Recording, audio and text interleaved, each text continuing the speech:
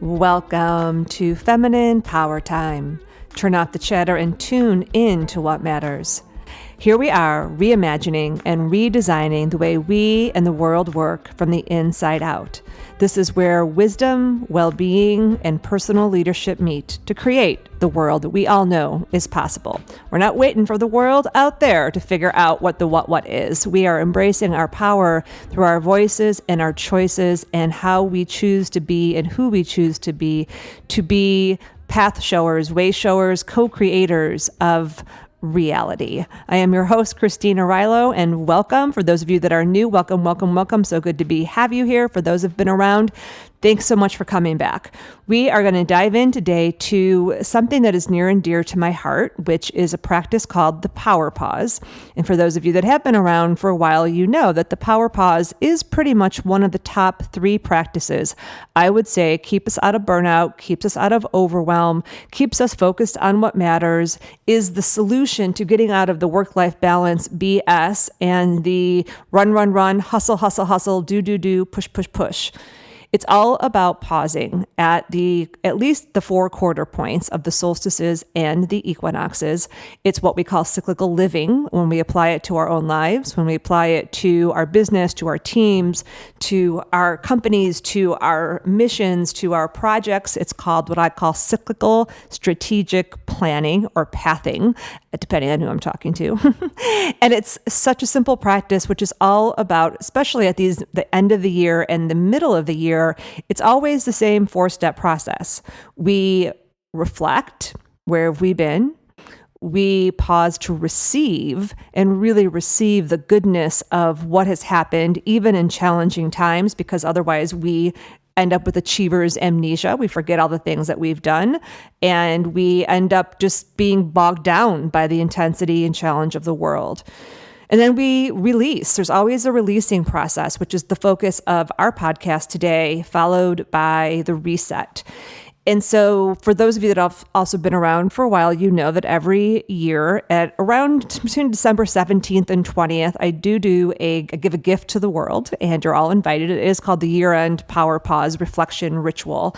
And you can come to that, reflectionritual.com, and we have, I think it's like 90 minutes, 2 hours that we gather, and we go through a beautiful guidebook that goes through all of these different steps. And it's just to be in community with other people and have more spaciousness than we're going to have on the podcast today. But as I was feeling into this year specifically and what would really serve us is I feel like we could all use a little bit of elongatedness in this place of releasing and celebrating. So, last time we were together, we did the year-end downshift, which is starting to get yourself time to slow the pace down, time to start to reflow things, to create space for what matters, the creativity, the connectivity. Today, we're going to focus on what I call the year-end release. And what I'm going to do today with you all is I'm going to walk you through 3 different areas of releasing that I look at the end of every year and invite you to apply these to your own life. They're super simple. They're super fun. Not super simple and necessarily always execution, because they're what kind of challenge us on the inside to go beyond who we've been before and how we've operated before, to break through both patterns that we've set, but also kind of conditions and norms. But the reason we're going to do it is because when you do actually proactively take this space in December, and if you're like, oh my God, it's already January. Oh my God, I'm listening to this in September. I missed it. You can still apply this at any time. And then just remember, okay, great. In December, Christine's going to signal the December downshift, and then we're going to have a releasing, and then we get to do the year-end power pause. Oh my goodness. And gather up all the successes and really, feel the goodness of what's occurred. And so that's what we're going to do. If that's all good with you. How does that sound? Okay, I have poured my tea today. I have some white tea that a dear friend in Austin gave me. Actually just got done doing something similar to this with a council of women that I've been working with for I think we're going on our 8th year now. And we did it every year at this time. We do our own releasing ritual that's connected to what I'm going to share with you right now. But the cup is called It's All Going to Be Okay. And this is a mug that was given to me by my former assistant, Sarah. So I will end us today with this manifesto that comes off this mug. It's just such a It's a great way to release into trust as the world out there continues to go bananas, like we keep talking about, and continues to shift and change.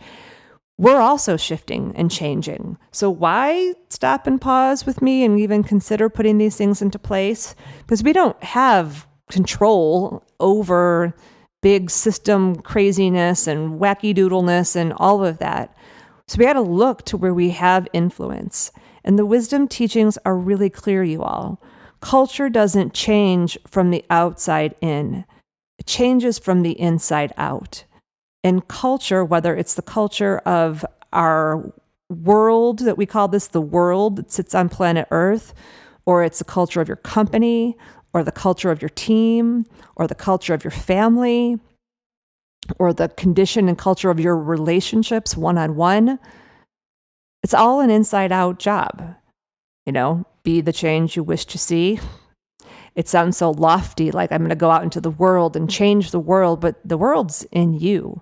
And in fact, it's actually a lot harder to have to look within ourselves to do what the ancients would call alchemy, to transform baser level things, emotions, feelings, judgments, shame, guilt, all the heavies that we don't want to feel. But if you don't feel the feels, the shit comes out sideways. And if you don't deal with the feels that are in your relationships, whether that's to people or to money or to your daily life, the shit comes out sideways. And if we just get lost in the swirl of what December and now really end of November, December has been, as this, consumption machine, you wake up in a daze in the beginning of the Gregorian calendar year and be just like, what just happened? And oh my gosh, what did I eat and what did I spend? And now I have to pull everything back and stop my spending and go on a diet. And it's all a bunch of that whole world is only one reality. In the council that we were just in, we were all talking about, we've been living this way, which in some traditions is called the beauty way.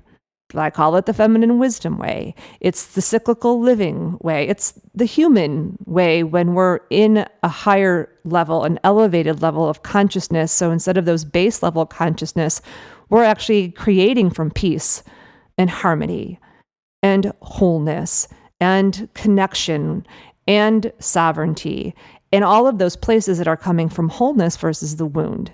So what if you want, some peace looking out at the world right now, what you're seeing is the outpicturing of a society that's been operating from woundedness for thousands of years. This shit isn't new.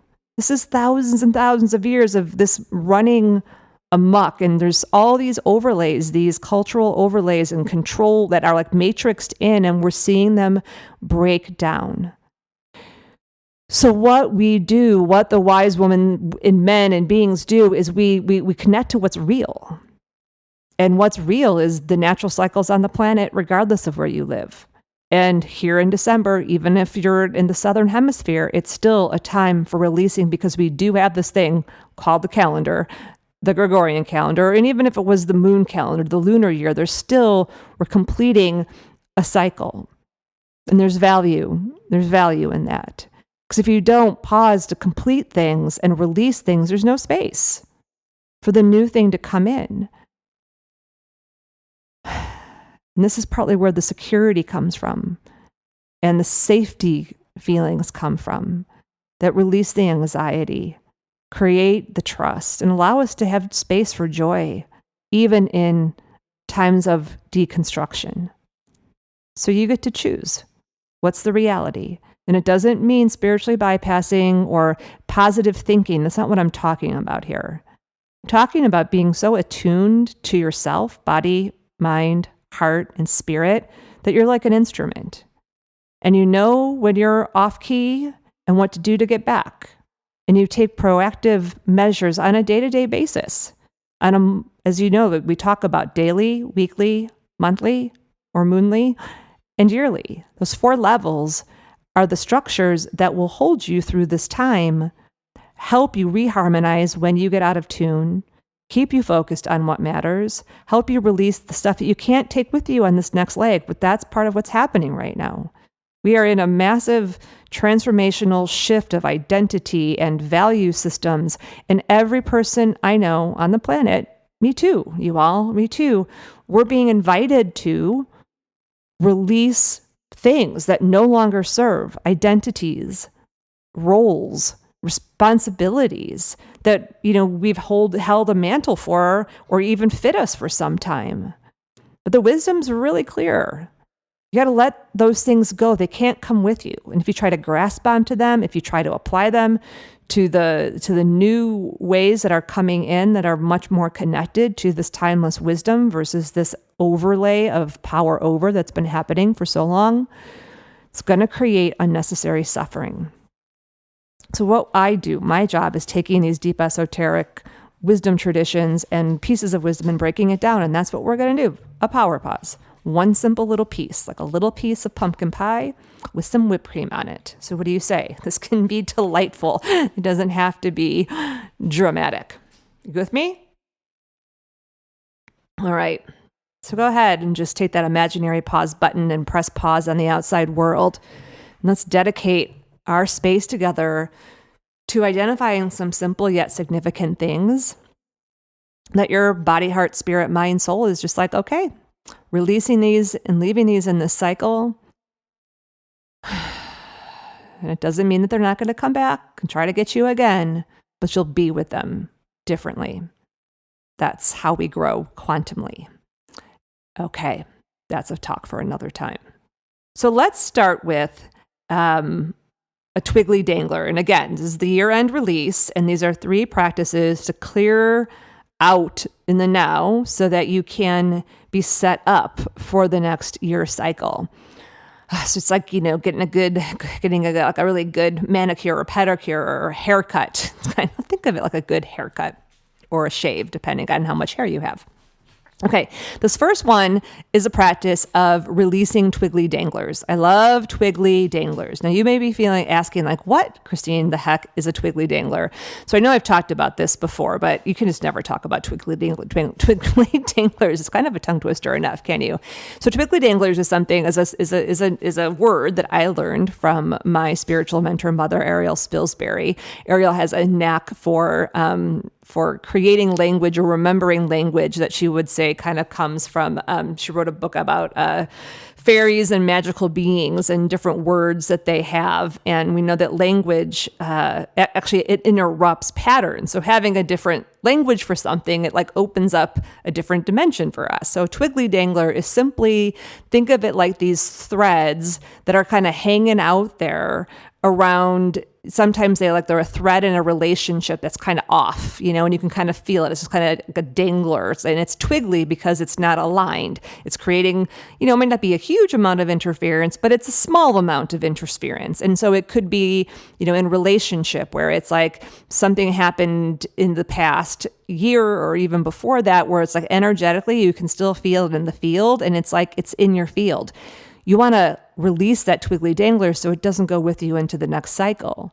It could be something, a twiggly dangler could be like something in your more mundane everyday life. So it could be something regarding finances or something regarding taxes or an unpaid bill or money you owe someone or like a inconsistency or incongruency, or like the worst is when like you have, you want to call it like, not like clarity between you and someone else in a financial agreement, because we know that the wound is going to work itself out wherever it can find itself. So we're all walking around with these unconscious imprints that come from the woundedness. It's both our own internal stuff that happened, but it's also the collective wound that we're just like little, microcosms are. So it's not just all like, oh, my mom was mean to me or my dad was mean to me, which is a level of healing that we all need to go through. And there are these other levels that are really what we call archetypal or holographic, that we're just part of the bigger soup. And so at some level, from a soul level, we kind of agree to come in and be like, okay, like I'll work that wound back into wholeness. Can I have my alchemy badge then? Kind of like if you were a Girl Scout or Boy Scout, you'd be like, okay, I'll do that. I would like an alchemy badge for every single, twiggly dangler that I work out and I take it from wound to wholeness. Can I get one? Can you imagine? That would be super. And we should totally get that. That would be super fun. So we're kind of looking for those and the minutia, right? So like with taxes, like there's always like something there, or like today, for an example, I had a talk with a beloved, and we had just kind of like we do an energy exchange. She takes some programs with me. She does some really beautiful things. She is an alchemist with oils. I get oils in exchange for her taking some of the programs. It's this beautiful exchange. We haven't really talked a lot this year. We needed to kind of work that out, and it was super easy and super wonderful. And it was so nice to have the space today just to work out any of those twiggly danglers. And now we know the agreement is clear, and we're both clear, so we can go into the next year, both clear. That's an example. It can also show up in your body. Maybe there's just something you've been neglecting in your body, a twiggly dangler that's saying like, hey, you need to go to the dentist, or hey, you should really get a haircut, or like, hey, like you've been meaning to but you haven't This is kind of connected also to our, to the last practice that we'll go through. But they can be things that I love using the end of the year releasing part of like, what are those like things that are keeping me from doing the thing with my body that I know that I want to do. So for me, for example, it's like after I'm with you all here today, I will be on my way to Pilates. Do I really want to go to Pilates today? Not really, but I'm committed to that structure, and I'm not going to let it go because then I have to go recreate it. So I'm releasing the resistance to my Pilates today. Little things, right? So just take a moment, maybe take a breath. Let's just drop into our bodies, slow it down, and just sense into your life right now. But what twiggly danglers are ready to be, wanting to be like, oh, please pay attention to me before you go into this next cycle. So shine a light first on your relationships, personal, professional, and you can feel a twiggly dangler. It's like you feel it it's called feeling it in the field, because in relationship, there's a third entity. There's you, there's the other person, or you and even a group, and you can feel that twiggly dangler. Like it's like, it's like a nerve that's a little raw. And what is one relationship? Don't pick all of them, but let's just choose one for right now that you're like, yeah, I need to clear that up and clean that up. And it really sends into like, then if you can get that one kind of in your mind, what's the best course of action? What's the aligned course of action? Is it about reaching out to clear it up and clean it up? Or is it just about releasing it and letting it go within yourself? And then if it's the reach out to someone else, then you reach out. And you do not say, I need to have a conversation with you. Like, because if you say that to anyone, they're going to run the other way. And if you choose to release it, this is also true. You got to get good within yourself before you can reach out to that person or choose to release it. If you don't get good within yourself, so this is why it's always inside out. And then you're like, well, I'll just release it. But you're not really releasing it. You're just pushing it down. You're repressing it. And repressed emotions come out sideways in all kinds of ways. They'll show up in your money. They'll show up in your body. They'll show up you'll just manifest another person in your life to bring that same stuff up. So by getting good within yourself, what I mean, and you can even try this, presence this person, see this person, see this relationship then. So it's like, see the person, then back it out one, see the relationship, and then bring it back to yourself. And ask yourself, what do I need to get good in within myself so that I can either reach out and be a centered, compassionate, still loving truth person, or I can release it and really release it and it not come back and boomerang me or get repressed down. Breathing is good here because breathing is about releasing. So what, do you need to release maybe inside yourself? It could be judgment, it could be fear, it could be anger. And it doesn't mean we're talking about releasing here. It's not condoning what might have happened with someone else, but it is about not needing to make yourself right. There's a great wisdom teaching that says, do you want to be right or do you want to be loving and be free? And so, as you're looking at this, one of the things I'll say, having done this many times and sometimes really challenging, like, oh, I don't want to, I do not want to reach out, but I could feel in every bone of my body, I needed to reach out for myself, to advocate for myself. And other years it was like, I just did a releasal the other day with my former person that I was with from 15 to 30.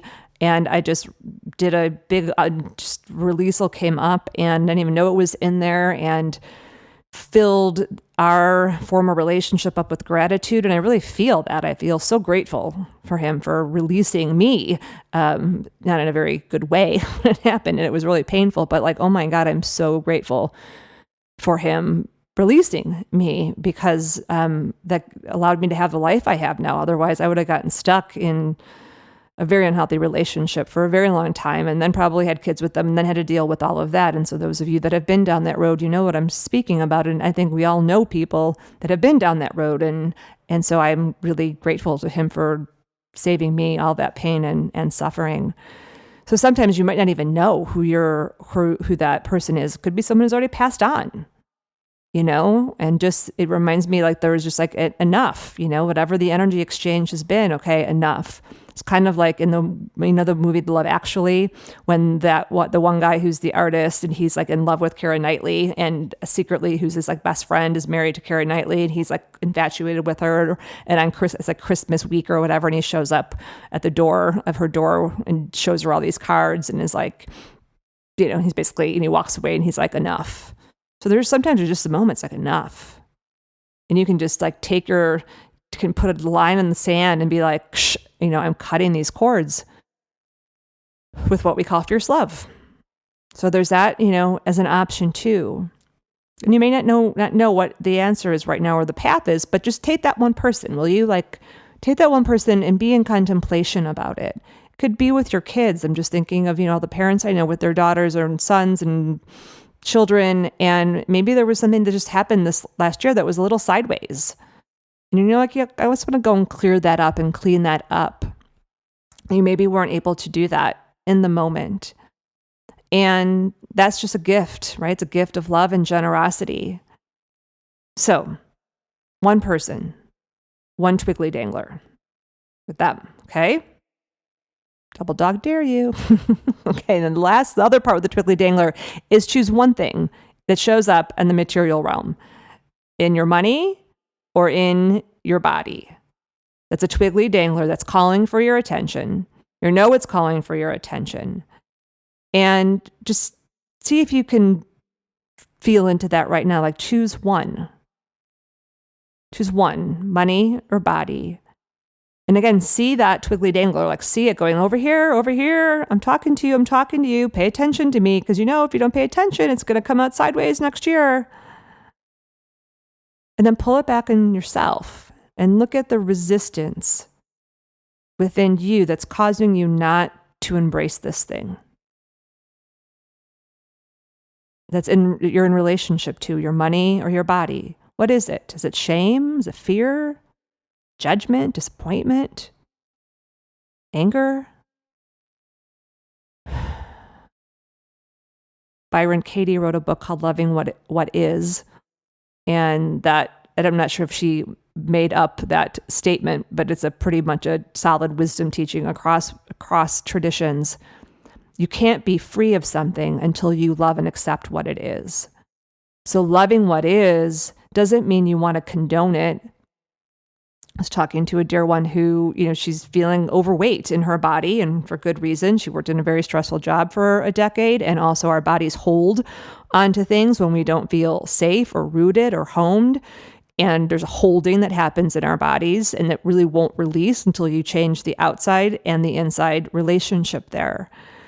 And so, but if we get back to it, it's like, if you go deeper, like what's that emotion that needs alchemy through love? Through that self-acceptance. And every time I've done this with myself and I've done it with other people, it's like, I see how I got here and I was doing the best that I can. And this is what my body needed to do to survive this. And now I'm ready for something different. Same thing with money, dealing with money stuff or body. It's like usually we're paying in the debt from some things that have happened in the past. And if you could have done different, you could have done better, you would have. And now you're here. So choose one thing that you can take a step to grab that twiggly dangler and say, okay, I'll be in relationship with you. And just see yourself like touching that part of you, grabbing that part, holding that twiggly dangler and say, okay, show me the path to wholeness through this.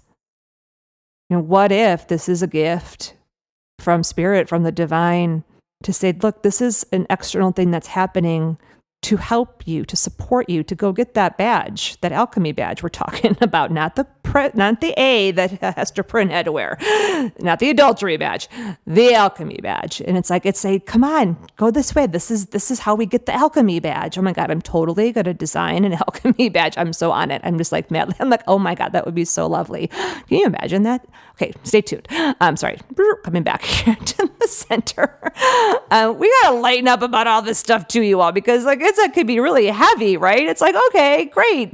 I say yes, I want another badge. And so what is that thing? Bring some levity to it, bring some delight. And then what's going to be delightful in it? Like if you're going to do that, what's the delighting thing? Like don't make it a dirge. Dirge is like a word that Noah taught me. It's like when you go to church and they sing those hymns, I think, and he's like people sound like it's a dirge and it's just like droning on and on. Do not do this from the droning. The word twiggly dangler comes from the realm of the magical realms of the fairies who live in the fifth dimension, you all. So they say. And the fairies know fifth dimension is all about co-creation and being able to create things from magic and joy and love and connection without all of the slog. So, shake off your seriousness. Look at these twiggly danglers and be like, oh, joy. Like, I'm glad I got this in my stocking because this is going to help me move from woundedness to wholeness. That'll feel so good as you go into the next year. All right. You should write these down, you all. Don't wuss out on yourself. Like, love yourself here through this. Okay. You ready? Okay. Big stretch. Number 2, the year-end release. Clear out so that you can be set up for next year. So when we do the reflection ritual every year, whether it's the one that we do through Feminine Wisdom Way that sponsors it, and we do that publicly, and again, remember, you can RSVP to that at reflectionritual.com. I think this is the 12th year I've been offering that as a gift. Or it's the year-end power pauses or year start power pauses I do for teams and organizations. Just did this with a beautiful team of, I think we had like 35, 40 people there on Tuesday, and taking as a gift, this company gave it to their employees. And then I do some year start ones with some teams to really help these teams who've been through, some years of burnout and striving and just like be able to land in January. Oh, where have we been, and kind of refresh before we get started. So I took this from that, and you can come to the year-end power pause and do it live with us, but I'm going to get us started here as well. Okay. And for any of you that do have teams or organizations and you love this process and the year-end stuff, always feel free to reach out to me, because it's one of my big loves is being able to do this for teams and organizations to help really lighten up and elevate people's consciousness and clear them out so we can, really be the change we wish to see.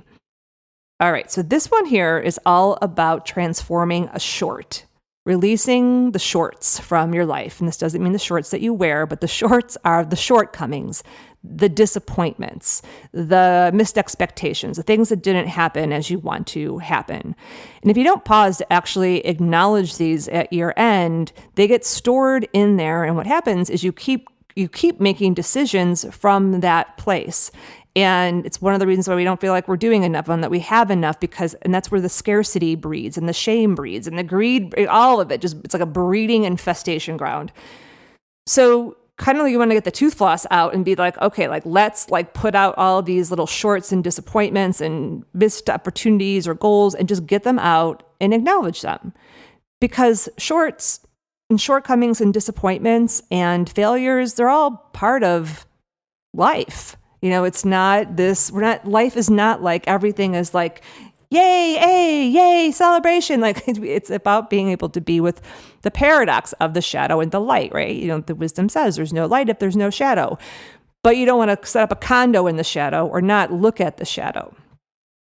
And so I'm going to just take you through a short, kind of like this is the first stage in the process, is just to illuminate the shorts that are from this last year. And then I'll give you a short little transformation piece. And then if you want to do the whole process, come to the reflection ritual. Okay, so go ahead and close your eyes for this, or you can, just be taking a walk on a treadmill or doing whatever you're doing. So take a breath. Feel yourself standing here where you are at this point. And let's take a look back in this past year cycle.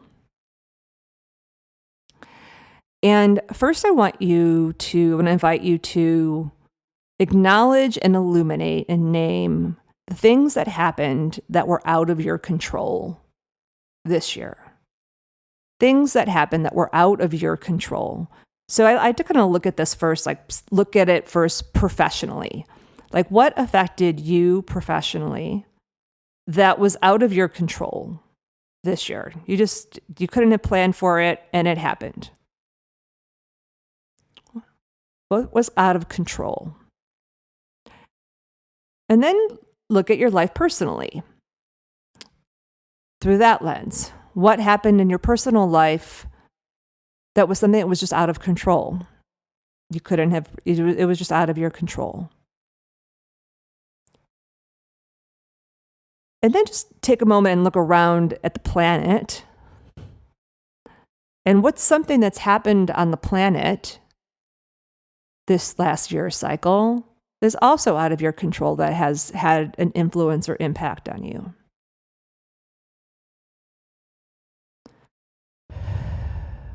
And just take some exhales. Because here's the thing about this.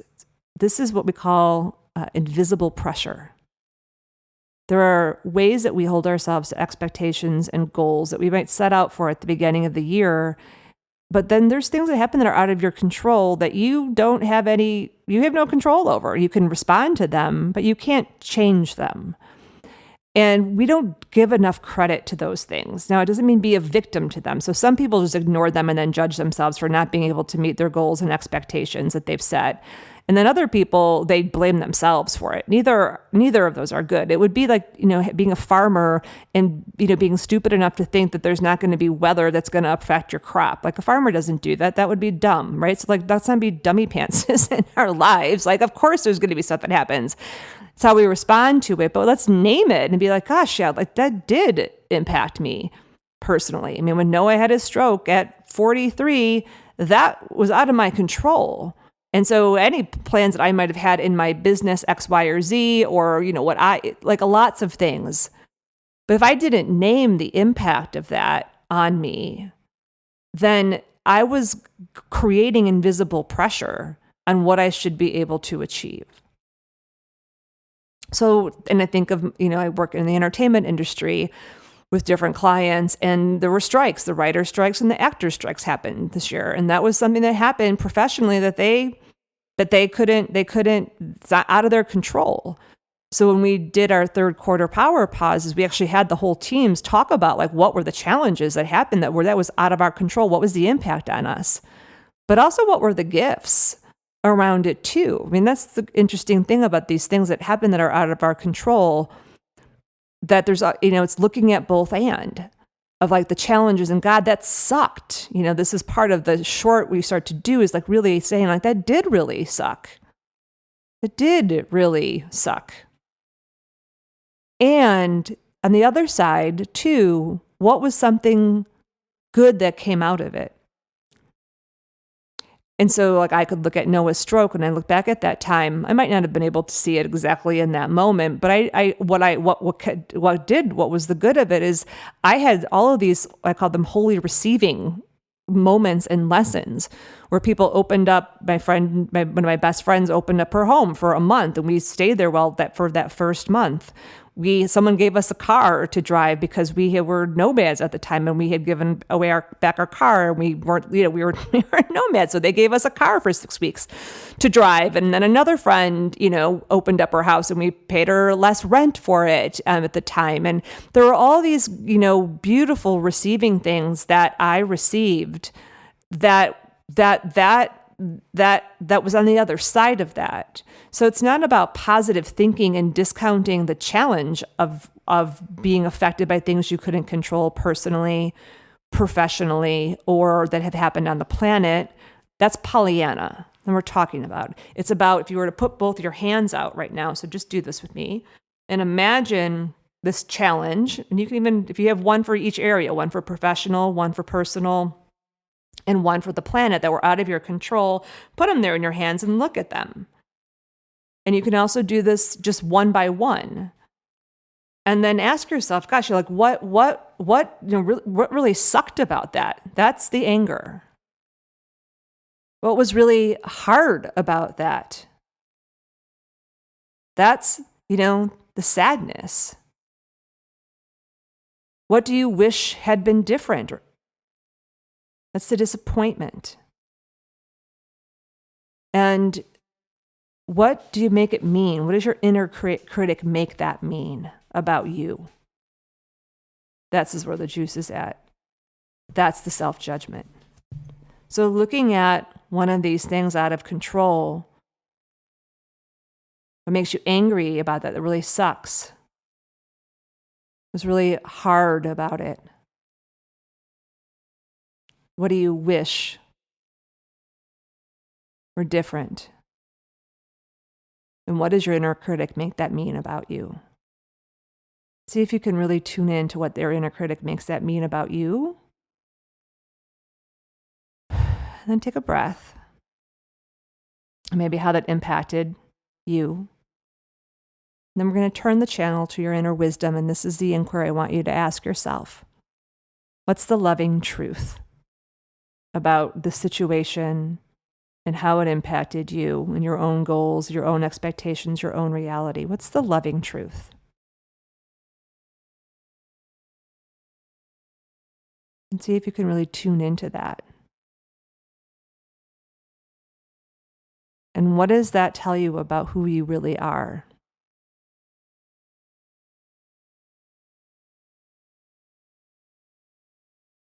And what are you receiving from this experience? Perhaps it's strengthening you from the inside out, or opening you up like it did for me to receive, which is another form of strength. So taking a deep inhale and exhale out. There's more parts to looking at places like missed goals and unmet expectations, and places maybe you didn't show up as the best yourself. But I think that's good for now. Let yourself really play with that one, that the parts that were out of control in those three places, and feel the feels, and then turn the channel to the loving truth. And then come to the reflection ritual, reflectionritual.com. And there's actually some journaling pages and stuff on this as well. All right, last one. You ready? Okay, let's do a shake. This is we got to pick up your arms or just move your body and just shake off the short. Maybe like rub your spine. Got to do something like in body just to shift the energy. And remember what that loving truth is. Usually for me, I've been practicing this for 19 years myself. And not always, but oftentimes when I get to the inner critic, my inner mean girl, she's crazy. I have 5 of them. They're all crazy. But usually it's like, you should be stronger. You should be stronger than that. That is the one that still can, kind of get me. But then when I turn that into like what the loving truth is, I see so much more that how strong I really was. And I also see the freaking crazy expectations I have of myself. Like I am human. The loving truth is I'm human. So as you can start to do this, the more you do it, like if you didn't get anything, it's just okay, like this is a new muscle. This is a new practice. I mean, part of my desire and goal and my mission is to get these power pauses, part of what we do. When I was doing the one on Tuesday for the team, I was talking to the team leader and I was saying to her, I'm like, this is really, this is like about changing people's mindset, and people who are really into it will be like fish in water. But a lot of people, this is so new to them. And she said, oh, I see, this is like a change management type thing. I'm like, yeah, 100%. And so it's going to take a couple years, for this to become just what they do. But that's okay, because that's the piece when you know that you're a pioneer and you're here to educate and illuminate. The wisdom's the wisdom. This is what we do. So if it's new to you, great, welcome. Look forward to many, many more years with you. If this is something you've been doing for a long time, thank you so much for keeping the beat, being one that keeps the beat. So let's go on to the last one here. And this is another thread. This is about releasing, okay? So this is a different kind of release. So I want you to go ahead and put your hands this time kind of like Spider-Man, or in this case, Spider-Woman or Spider-Being, but the spider is key. And kind of put your hands in that, like I have my hands up, my palms open, and those wrists kind of shooting out. You want to shoot threads. Shoot the threads into the coming year. This is about sending threads or seeds into the next year. So these are like projects that that might want to show up in January or February or March or April or May of next year. Or people that you want to keep having a relationship with and strengthening your relationship with. And so what you do is you send out the thread. So if it's a person that you want to keep having a relationship with or an organization, you send out threads, say like, hey, can we connect in January or February? Or I do this with some of the people that I do coaching for. And we're like, hey, you want to do I'm going to come to your town and let's connect when I'm there. And so I'm kind of sending out those threads. It could be with projects. And projects that are either inform or you're wondering about it. So I'm curiously feeling into when and how I want to do in-person retreats going forward. And so I, sent out a thread to Canyon Ranch, which is a place in California. I sometimes do things for something in June. And then I sent out a thread to collaborators about doing something in November. And I'm kind of sitting with the one that I'm thinking about doing in May. I'm just still feeling into all of it, but I'm putting out the feelers, the threads, so I can see what sticks and what doesn't. So it's instead of ending the year and being it just goes dead and dormant, it's like holding the space for you over there to blossom. At the equinox, I tend to do stuff with MBA schools. And so I'm just throwing a thread out there. Do we have a date? Do we know what we want to do? Here's some ideas. And it's just chill and easeful.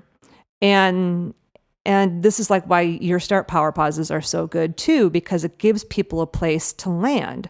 So if you run a team or you're a part of a team, you want to have something for people to come back to in January. So it's not a cold start. Or if you're not, you should have a process for yourself and have that placeholder set. I just set a retreat for one of the leadership groups I run in January, and we're all going to gather together in Austin. And so that's a thread that's holding space for us. So think of it these are these space holders, these seeds. And so as we get ready to wrap up this year-end release, just take a moment and really feel into the projects that might be twinkling for you in this next coming year. And what are the threads that you want to whoosh, whoosh, whoosh, like a spider, send out into the next year so that those threads are already there? And what might be some delightful actions to take around those, and how can that then, my shoulder blades just release some pressure in some space because the space is being held. And who are some people or relationships that you want to make sure to just touch in on, so you can whoosh, whoosh, whoosh, set those threads for the coming year cycle, and then release and have that space to really downshift and rest and replenish in this ending year cycle. So that completes this year-end release. And a couple things. One, just to remind you all that one of the threads is the emerge visioning process that we do every year. I think this will be our 9th year doing it. So you can, that's our January vision setting, intentioning, dreaming process. And so that starts the end of December, early January. The first live session's always on the first Sunday. So go over to emergevisioning.com. And you can also do that, plus stay with us for the year at the Feminine Wisdom Way to do the cyclical living and pathing and planning and the power pauses and the moonifesting, and also go potentially deeper into feminine wisdom and applying that to your life so that you can do less, receive more, and achieve a greater impact and stay super attuned to your own inner guidance system. And so that's all at femininewisdomway.com. And I'll see you at the reflection ritual, hopefully. And all of this can always be seen on my website. And I do try to include it in the show notes as well. And if you're not on my wisdom letter list, you can get that in the show notes as well. And that way we can stay in connection in other ways, in addition to the podcast. So where to go from here? Number one, your actions are do the year-end release and to share this podcast and this process with another person to help them and you both elevate. And you can share the Twiggly Danglers with each other. You can share one of those shorts that we talked about and also the threads that are going through. It's so much better to have a sister, a buddy, a person that is in your day-to-day reality that can really witness and you can share with. And so I'm going to end us today with this manifesto. And, one last thing. Also, in addition to sharing, you can also rate and love on the podcast with a review by going to the show and rating it with the star system and then typing in your review. For some reason, there hasn't been any since May, and so I'm hoping that there's not something broken with whatever goes on over there in the land of back end stuff. So appreciate that if you have space to do that. Okay, here we go. The It's Going to Be Okay Manifesto. May you surrender your fear, embrace the uncertainty, and trust your strength. May you be gentle on your soul and ask for what you need as you heal and mend your heart. May you feel the immeasurable power of how deeply you are loved. May you discover all the ways in which you are not broken, but deeply, profoundly whole. May you embrace your vulnerability and practice courage every single day. May you emerge softer, wiser, and more beautiful. May you discover all the ways hope rises up to meet our biggest struggles and cracks open our hearts to the light within ourselves, waiting to be seen, waiting to be born. So with that, I send you off with much love and look forward to seeing you next time. Much love, everyone.